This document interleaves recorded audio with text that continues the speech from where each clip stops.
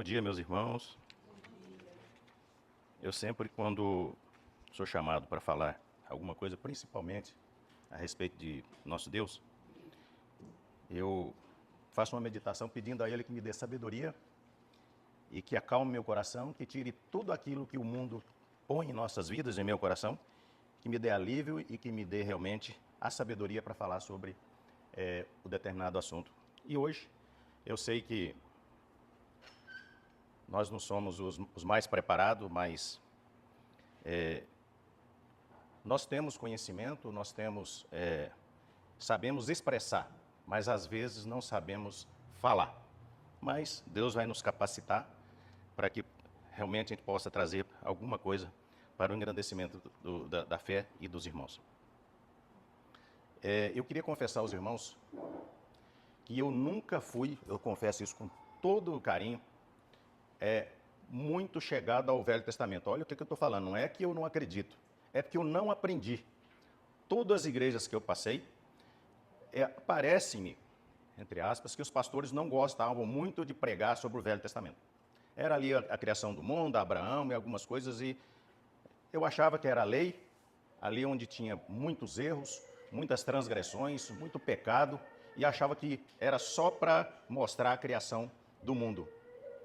Aí há uns determinados tempos para cá, alguns pastores aqui mesmo, o pastor Marcelo, começou a falar sobre o Velho Testamento. Isso me trouxe um avivamento e um conhecimento e um crescimento. Por quê? Porque o Velho Testamento, apesar dele contar a história, mas ele tem muitas profecias lá desde a criação do mundo. Então isso me trouxe um aprendizado. Eu queria dizer isso aos irmãos que realmente eu não tinha esse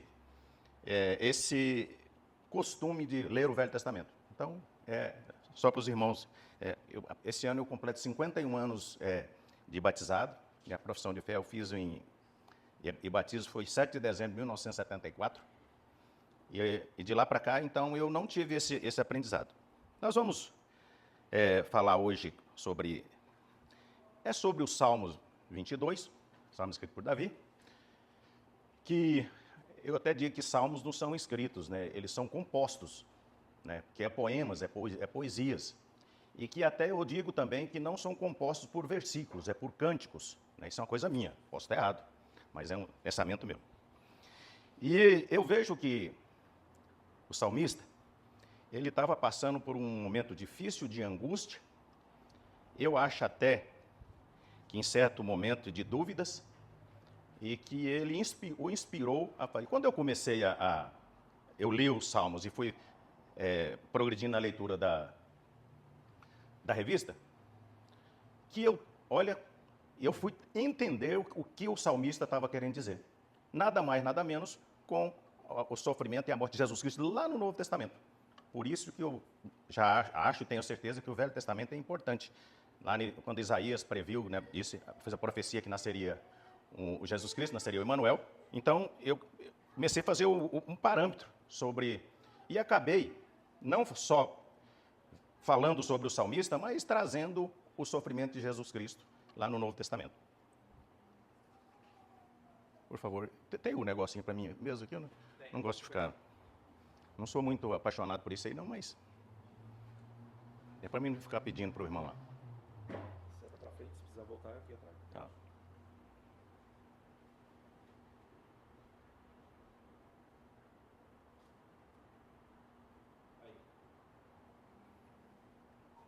Eu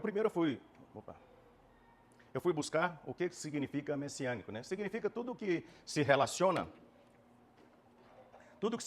ao Messias ou à vinda do Messias, né? Isso aí é bem conhecido dos irmãos. E o Messias significa o ungido, o Salvador, o prometido por Deus para libertar o povo do pecado. Está vendo isso? Eu vou pedir para o Wilson, com essa voz possante dele, por favor, você leia o Salmo 22 para nós. Obrigado. Seus irmãos notarem esse clamor, mas acho que o versículo 19 ao 31 é uma oração que o salmista está fazendo, né? Uma oração de clamor. Né? Nós estamos vendo aqui, o Salmo 22 recebe essa significação, porque enquanto representa o sentimento do salmista, fala sobre o Messias, foi quando eu falei no início. Ele está com um sentimento, mas ao mesmo tempo, ele está já falando da morte de Jesus Cristo, o sofrimento dele lá no Novo Testamento, mais de 800 anos depois. Isso aqui foi 800 anos antes de Cristo, com mais 33 anos, 833 anos, né? Mas as palavras iniciais do Salmo foram proferidas por Jesus na cruz, aonde Deus clamou: sou filho de Deus. Ao meio-dia houve trevas e condenação. Foi lá na morte de Jesus que ele foi crucificado. E o salmista, ele está com esse sofrimento, fica parecendo que é ele que está com esse sentimento também, o que eu entendo. Tá? As palavras iniciais do salmista foram proferidas de Jesus, por Jesus Cristo também, na cruz. Sou filho de Deus. Ao meio-dia houve trevas, a treva significa condenação, sobre toda a terra, e 3 horas da tarde vem o clamor de alta voz do Messias. Eloi, Eloi, lama sabatani, né? Isso quer dizer, Deus meu, por que me desamparaste? É o clamor também, parece-me, que do salmista. Ele está em alto sofrimento, um sofrimento espiritual, um sofrimento interno, e para isso ele usou da profecia para expor ao povo o que ele estava sentindo. Deus estava fazendo cair sobre ele a iniquidade de todos nós. Quando lemos esta passagem, nos parece que houve um abandono do Pai, mas entendemos que o Pai não o deixou de amá-lo. O salmista, quando ele clama, o sentimento dele é que o Pai o abandonou, está abandonado pelo Pai. Não, Deus está com ele e Deus o ama, assim como com Jesus Cristo lá no Calvário, quando ele foi crucificado. Deus estava com ele, parecia que Deus tinha o abandonado, mas não, ele estava presente. O Messias se fez pecador e amaldiçoado em lugar de seu povo, que são todos nós. Ele precisa pagar sozinho o preço do perdão de nossos pecados. O sofrimento físico foi intenso, mas o maior sofrimento dele, entre aspas, foi o abandono do Pai. Quando o próprio Jesus achava que estava sendo abandonado pelo Pai. É o que nós falamos aqui agora. Além de todo o sofrimento físico, recebia zombarias, descrita lá no verso 7 e 8 do Salmo, que o irmão Wilson acabou de ler. De 3 tipos de pessoas. Os que iam passando, né? As autoridades religiosas de Israel, e os sacerdotes, escribas e anciões, e os ladrões que estavam ao lado dele. Diz a palavra de Deus que o Calvário ficava em um cruzamento de uma colina fora dos muros de Jerusalém. Aqui eu notei era uma colina, era afastado, e diz que as pessoas transitavam por ali, mas eu acredito que está na Bíblia, né? Mas não tinha como que ia transitar num local desses, lá no Calvário, lá em cima, numa colina, né? Mas foi escrita, nós aceitamos. Calvário quer dizer caveira, né? Em latim. Nem todas as pessoas que presenciaram a crucificação de Jesus foram lá para isso, diz a palavra de Deus. Havia que estavam somente de passagem, aqui que eu tenho essa dúvida. E viram a crucificação daquele que tinha ouvido falar. O pessoal não o conhecia, tinha ouvido falar. E a maioria desaprovavam a cena. Mesmo que eles estavam vendo, não o conheciam, mas desaprovavam a cena.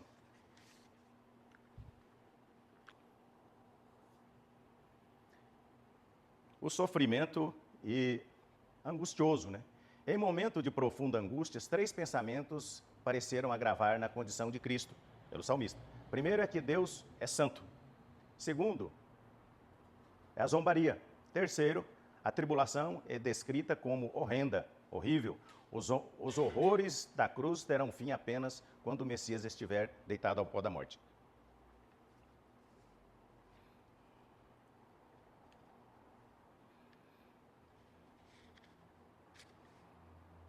Em momento de profunda angústia, esses 3 pensamentos que nós descrevemos aí,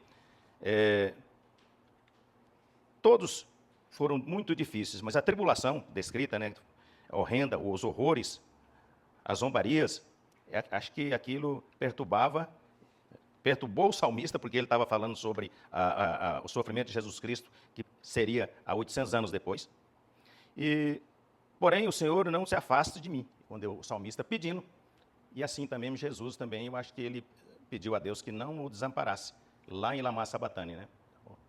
E até, em determinado momento, ele pediu que passasse dele esse cálice, e que passasse, tanto tamanho era o sofrimento dele, tamanho era a dor que ele estava sentindo, mas foi promessa de Deus, estava ali.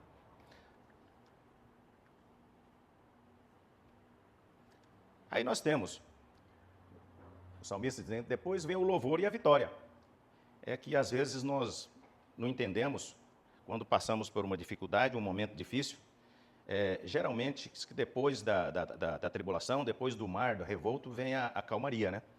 E nós temos fé e acreditamos nisso. Nos momentos difíceis que nós passamos, geralmente, sempre, com Deus, vem a resposta e vem a calmaria e vem o que nós pedimos, o que nós esperamos. Depois de uma longa descrição do sofrimento do Messias, o Salmo dá uma reviravolta. Aí ele fala sobre o sofrimento, o salmista também, angustiado, aí ele dá uma reviravolta. A dor e o sofrimento dão lugar à alegria. O salmista nos faz refletir sobre a propagação do Evangelho a todas as criaturas em todos os confins da terra. Por quê? Quando Jesus teve a vitória, nós tivemos a vitória em Jesus, o salmista teve a vitória depois com a oração que ele fez. Aí ele teve o entendimento, e nos traz isso aqui na revista, é que nós temos que falar sobre esse evangelho, nós temos que pregar, nós temos que propagar, né? Está em Atos 1:8.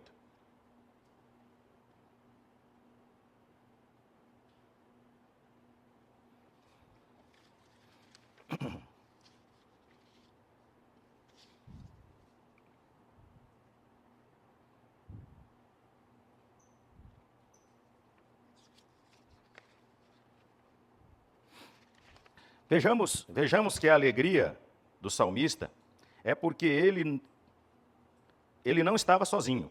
Ele quer declarar aos seus irmãos o nome de Deus e anunciar maravilhas feitas pelo Senhor. No verso 22. Ele não quer adorar a Deus sozinho. Ele já foi um aflito e quer que os aflitos entendam o que foi bom para ele, será para todo o povo. Isso é uma lição para todos nós. É o que nós falamos aqui. Passamos por momentos difíceis, por aflições, certas vezes até pelo vale da sombra da morte, mas nós temos que ter o entendimento do salmista que nunca estamos sozinhos. Deus está conosco, nos acompanha todos os dias. Depende de nós, porque às vezes Ele está conosco e nós não estamos com Ele, né?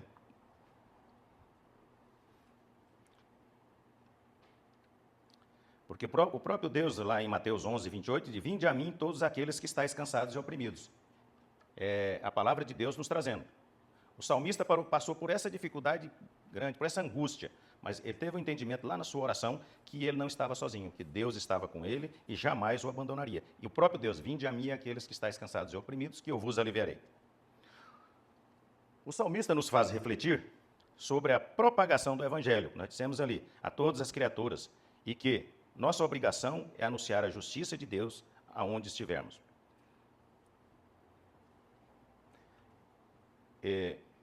Eu peço desculpa aos irmãos porque eu sou muito sucinto. Eu falo aquilo que acho que pode encaixar. Isso pode durar 1 hora ou mais, mas a maioria é bem menos. O Salmo 22 é uma detalhada profecia sobre a noite e a vitória do Messias. Nos mostra que desde o Antigo Testamento Deus usou símbolos e muitas maneiras para apontar que o Messias viria. Desde lá de Isaías, né, Isaías. Ele usou também a expressão santa da piedade de Israel, do povo, né, para anunciar o sofrimento e a vitória do Messias, sempre para direcionar a fé dos crentes em Israel. Essa lição me trouxe um crescimento espiritual, um conhecimento que às vezes a maioria das pessoas não tem esse entendimento. Eles sabem que Jesus morreu por nós, mas nunca às vezes teve o entendimento do sofrimento, o que ele passou para que pudesse nos trazer o perdão de nossos pecados, nos trazer alívio do sofrimento. Porque quando nós estamos em pecado, nós estamos em sofrimento. Nós sofremos porque quando estamos em pecado, nos afastamos de Deus. E aí vem o sofrimento. Porque sabemos que distante de Deus, nós não somos ninguém. Nós somos realmente criaturas que ficam, às vezes, perambulando pela vida, né? Então, Deus, ele, através de Jesus Cristo, nos trouxe esse perdão através da morte de Jesus e nos lembrarmos que Jesus, na sua ressurreição, também continua conosco. Quando ele foi, ele mandou o Consolador, o Espírito Santo, e depois ele está conosco a todos os dias, porque através do Espírito Santo ele está nos trazendo coisas para o engrandecimento da nossa alma e do nosso ser e do nosso coração. Eu acredito, meus irmãos, que rapidamente, 15 minutos que eu falei, se o pastor quiser falar alguma coisa, não tem nenhum problema, pastor. O meu é só isso aí. Peço que Deus abençoe os irmãos. Creio que posso ter trazido alguma coisa para o crescimento dos irmãos.